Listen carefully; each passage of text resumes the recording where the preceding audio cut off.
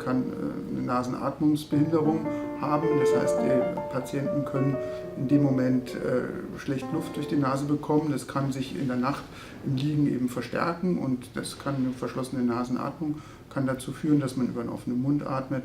Das kann dazu führen, dass man Schnarchgeräusche mit dem Gaumensegel macht, aber auch mit der Nase, mit dem Zungengrund.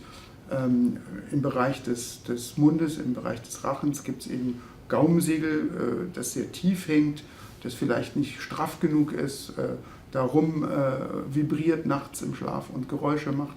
Das Zäpfchen kann zu groß sein, zu mächtig sein, zu lang runterhängen, auf dem Zungengrund hängen. Die Gaumenmandeln können zu groß sein. Und in diesem Bereich können wir natürlich, auch wenn es da anatomische Ursachen gibt, arbeiten.